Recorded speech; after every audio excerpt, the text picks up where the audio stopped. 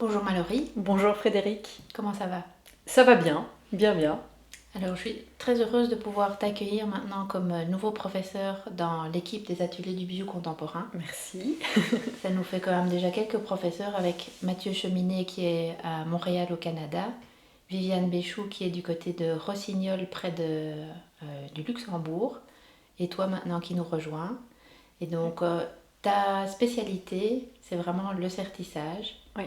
Et c'est la raison principale pour laquelle je t'ai proposé de venir nous rejoindre, puisque les élèves sont très curieux d'apprendre le sertissage, mais c'est vraiment un métier à part entière. Et à part le sertissage de base que moi j'ai appris à l'école, tout ce qui est, on va dire, de niveau intermédiaire à avancé ou expert, c'est vraiment pas du tout des connaissances que j'ai. Et donc je suis très contente de pouvoir t'accueillir dans l'équipe pour pouvoir enseigner et transmettre à ce niveau-là. Moi, je suis super contente de pouvoir faire partie du projet. Je te propose éventuellement, pour qu'on fasse un peu connaissance avec toi, de parler un peu de ton parcours et puis de ta formation. Tu regardes à l'ordre dans lequel tu veux commencer, je te laisse choisir. Je vais commencer par le début. J'ai débuté en bijouterie. Oh là là, si je me remémore, ça fait longtemps. Ça fait plus de 15 ans que j'en fais maintenant. J'ai commencé à l'IATA. Parcours classique, j'avais d'abord fait mes secondaires et puis je suis revenue en cinquième à l'IATA et je n'ai vraiment suivi que les cours qui concernaient la bijouterie, aussi bien pratique que théorique. Et là, j'ai fait les 2 années obligatoires et la 3e année en spécialisation de sertissage. Alors je vais me permettre juste Oui. de donner une petite spécification, comme on a un public francophone, mais Oui. dans tous les pays.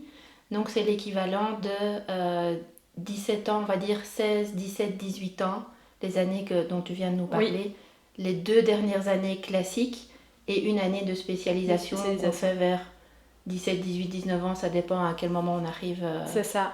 à ce parcours, ce moment du parcours. C'est ça. Et moi, je les ai fait un tout petit peu plus tard, donc j'avais acquis peut-être un peu plus de maturité et j'étais déterminée.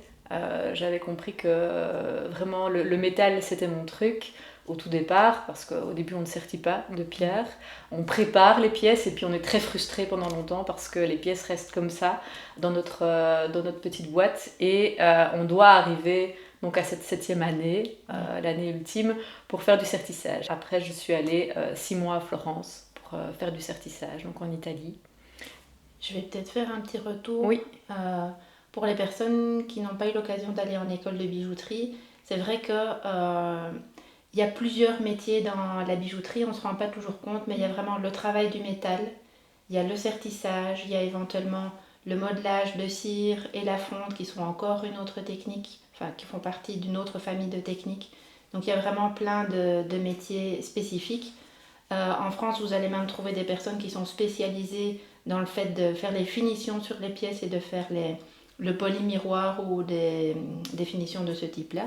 Donc ici, en définitive, quand tu parles de ce que tu as fait comme préparation du métal, c'est vraiment faire tout le bijou, Oui. Faire ce qu'on appelle la préparation, je pense, si je ne me trompe pas, la mise en pierre.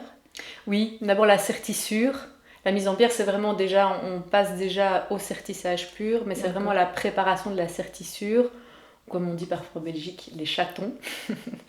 Et donc ça, c'était vraiment moi ce qui me plaisait énormément. Et d'ailleurs, en fait, j'ai suivi des stages pendant mon cursus et dans l'atelier où j'étais à Bruxelles, eh bien, il y avait une sertisseuse. Okay. Et donc moi j'étais fascinée par son travail parce que je me dis enfin quelqu'un qui finalise un bijou. Et alors après elle n'avait plus que entre guillemets cette partie là. Et elle m'a dit oui, ça c'est quelque part c'est chouette parce qu'on finalise le bijou, mais on a un peu toujours le mauvais côté du travail. C'est en tout cas les risques. La charge la plus lourde. La charge la plus lourde. La finition complète sur le bijou. C'est ça, oui. Donc elle m'avait dit surtout ne fais pas ça. Et donc, je ne l'ai pas écouté. Ça n'a pas fonctionné. Non, je ne l'ai pas écouté. Je suis quand même partie en Italie faire le certissage. Alors déjà, pourquoi l'Italie? Parce que j'aurais pu le faire à Anvers, Oui. qui est une très belle ville aussi. Mais Et bon, dont une des spécialités avec le diamant, c'est aussi le travail des pierres précieuses. des pierres précieuses. En bijouterie, du coup aussi tout ce qui est sertissage, sertissure, etc. C'est Donc, ça. C'est ça, mais j'ai choisi l'Italie parce que j'aime bien les pâtes. Mais pas seulement, aussi parce qu'en Italie, ils travaillent vraiment avec peu. ok. Le matériel, c'est des échoppes, les fraises. C'est vraiment à l'ancienne, ils ne travaillent pas au microscope. On avait notre petite loupe qu'on prenait de temps en temps. C'est vraiment très simple. Et je m'étais dit, après, dans mon atelier, j'aurais peut-être pas l'argent pour investir dans des microscopes, des Oui. binoculaires. Et donc, je me suis dit, en fait, j'ai envie de l'apprendre simplement et de réussir à en faire quelque chose pour moi-même le faire. Parce que ce qui est frustrant, c'est parfois de préparer des bijoux, puis de les envoyer au sertissage, et puis de les recevoir. Moi, j'avais envie de pouvoir tout faire pour ne dépendre de personne, en fait, et aller au bout de ce que je voulais faire. Et donc, l'Italie, là, ils travaillent vraiment avec le B à bas, un marteau, un ciselet qu'on fabrique soi-même, et c'est parti. Ok. Et donc, voilà pourquoi mon cœur a plutôt penché vers l'Italie. Et donc c'est vraiment l'idée de pouvoir finaliser, enfin vraiment du début à la fin, de pouvoir passer au travers de toutes les Oui. étapes par toi-même. C'est ça. C'est vrai que moi par exemple, ma pratique dans le bijou, c'est plus ce qu'on peut appeler le bijou contemporain. Et donc on va aussi travailler le métal, mais on va plutôt travailler tout ce qui est matériaux un peu non conventionnels. Je vais éventuellement travailler sur du bois, sur du textile, associé ou pas avec le métal. Qu'est-ce que j'ai encore fait d'autre? Du plexi. Euh, je crois que j'ai même à un moment donné fait du plexi thermoformé avec des touches de couleur comme si on peignait sur le plexi. Oui. Donc, ce sont des approches très différentes et je trouve que tous les métiers sont super intéressants parce que ce sont vraiment à chaque fois des spécialisations, oui, mais en même temps, c'est à chaque fois un univers différent. Oui. Et donc, toi, c'est plus les pierres, moi, c'est plus aller trouver des matériaux qu'on n'utiliserait pas en bijouterie et que j'arrive d'une manière ou d'une autre à incorporer dans un bijou et pas qu'on se dit que ça fait un coup de poing dans la figure, mais que ça donne vraiment quelque chose de sympa. Donc c'est vraiment des univers différents et je trouve que tous sont super intéressants. Super intéressant. Et moi, ce que j'aimais aussi dans le sertissage, c'était de... Mon but n'est pas de faire de la haute joaillerie ou de la joaillerie. Dans l'idée de la joaillerie, c'est de mettre en avant les pierres. C'est vraiment le métal, on doit le voir très peu, on doit surtout voir la pierre, avoir l'impression qu'elle est suspendue. C'est très beau, mais moi j'adore le métal. Et donc les pierres, je m'en sers pour agrémenter ma fabrication. D'ailleurs, souvent c'est des fabrications un peu plus massives qu'en joaillerie.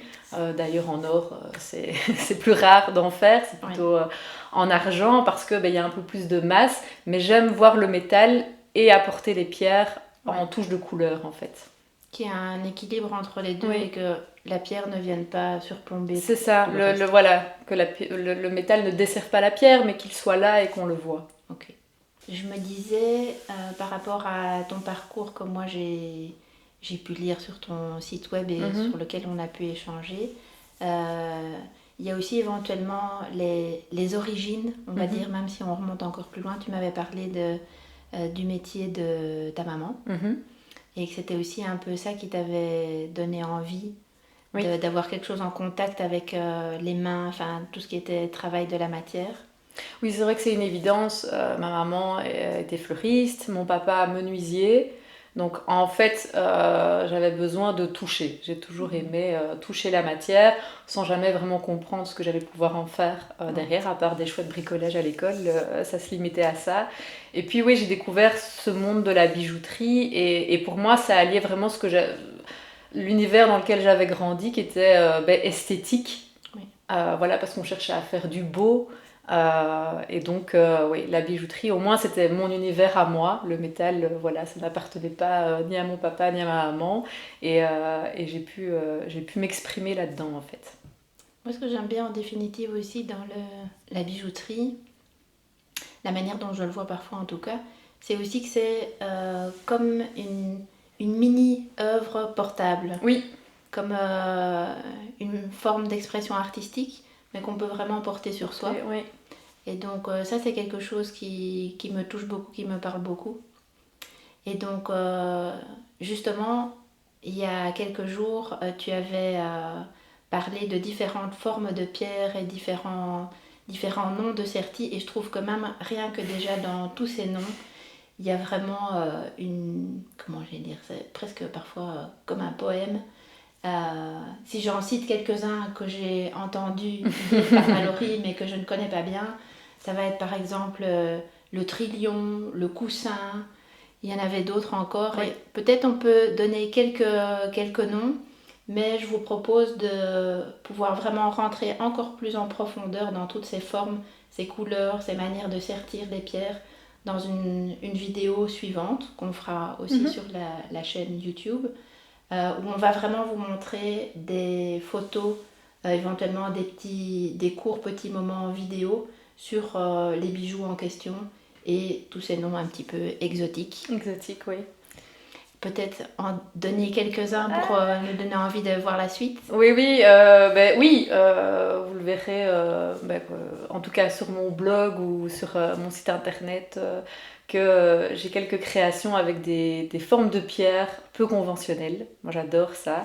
Je trouve que c'est ce qui va rendre justement Parce que le sertissage, c'est quelque chose de très carré. On doit prendre ses mesures, on doit être précis à chaque instant.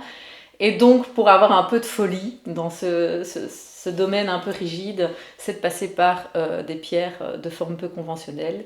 Alors oui, le trilion, le coussin, tu l'as dit, mais il y a aussi, par exemple, la taille émeraude, parce que émeraude, c'est le nom d'une pierre, mais c'est aussi une taille. La manière de tailler la pierre. Et alors, il y a une pierre que j'avais découvert il y a quelques années, c'est un demi-rond. Et au début, je la vois et je me dis, mais comment est-ce qu'on sertit ça? Et donc, en fait, c'est toujours un challenge pour moi de sertir ce genre de forme. Donc, moi, j'adore. Moi, il y a une pierre qui me fascine en particulier. Je ne sais pas pourquoi celle-là. Je pense que c'est un peu lié à l'enfance dont je te parlais l'autre jour, le côté exploration de la nature. Il y a une pierre qui me fascine en particulier, c'est le quartz rutile. Oui. Et je sais qu'il y a des tailles assez lisses pour vraiment faire ressortir cet aspect de filament à travers la pierre, et puis d'autres où c'est plus facetté. Et donc voilà, on aura l'occasion de rentrer plus en profondeur dans toutes ces tailles de pierre et la manière de les sertir dans une prochaine vidéo. Donc on vous dit à très bientôt. À bientôt, avec plaisir. De toute façon, on se retrouve aussi sur la plateforme pour les cours avec Mallory sur le sertissage. Il y aura toute une série avec Mallory sur les sertissages plus avancés. Moi, je vais donner les bases humblement et je passerai le flambeau à Mallory pour la suite. À bientôt. À bientôt.